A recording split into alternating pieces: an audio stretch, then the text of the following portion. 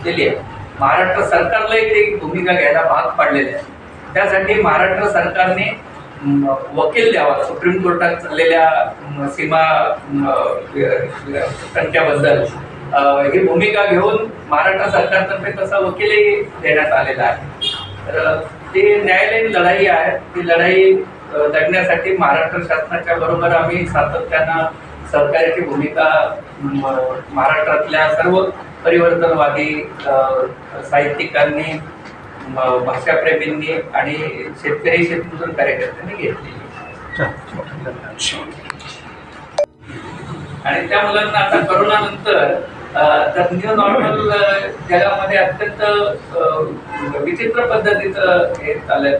पाठ्यपुस्तकच नष्ट करतात आणि पाठ्यपुस्तकं निर्माण करणाऱ्या बालभारतीसारख्या संस्थाही नष्ट करतात. सर, आम्ही सरकार ठाकरे बंधूंना एकत्र आणण्यासाठी दीपक कार्य करते. कसे ठरले ते कार्य? त्यांनी आंदोलन मराठीचं जे सुरू केलं मुंबईमध्ये, तर पहिल्यांदा ह्या TR बद्दल राहुल रेखावारांनी ते सरकारी अधिकारी आहेत त्यांनी दिलेले प्रस्ताव महाराष्ट्रामुळे मराठी शाळांवर परिणाम झालेला आहे आणि राज्यकर्त्यांनी त्याच्याबद्दल उपाययोजना करण्याच्या ऐवजी क्लस्टर सारख्या गोष्टी सुरू करणं, नंतर बंद पडलेल्या शाळांचं नियोजन करणं, एकत्रीकरण करणं, शिक्षक भरती न करणं, असे निराळे प्रकार आहेत. हे एकीकडे जपान सारखा देश आहे, तिथे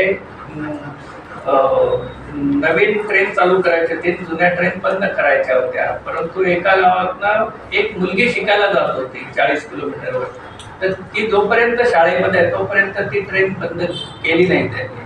हे शिक्षणाला एवढं महत्त्व देणारे देश आहेत आणि आपल्याकडे ज्ञानाची परंपरा आहे, मोठी परंपरा आहे. महात्मा फुले, सावित्रीबाई फुले, राजर्षी शाहू महाराजांची शैक्षणिक धोरणं, हा वारसा आपल्याला डॉक्टर बाबासाहेब आंबेडकरांनी केलेल्या संविधानिक तरतुदी.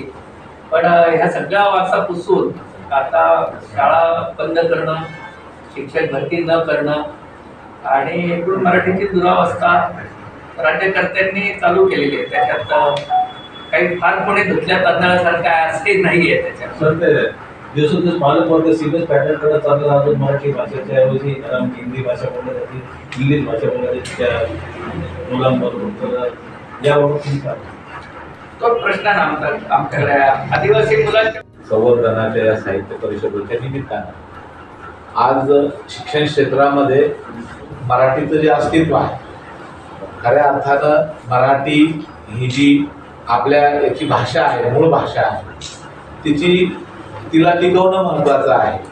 आणि बालमनामध्ये सुरुवातीची बोली भाषाचा प्रमाण अधिक प्रमाणामध्ये असतो.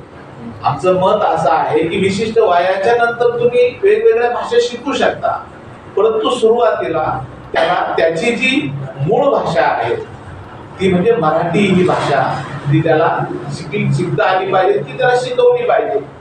ह्या भूमिकेत आम्ही आहोत. म्हणून त्या मराठी भाषेचं संवर्धन झालं पाहिजे आणि त्याच्यासोबत इतर ज्या दुय्यम भाषा आहेत, इंग्रजी असेल, हिंदी असेल, बाकीची पाली असेल, संस्कृत असेल, तो विशिष्ट वर्गाच्या नंतर ऑप्शन विषयमध्ये ते विद्यार्थी शिकतात.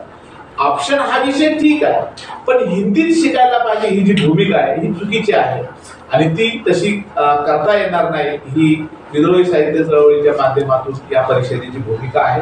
आम्ही आमच्या भाषेचं संवर्धन करण्यासाठी हे सर्व करत आहोत.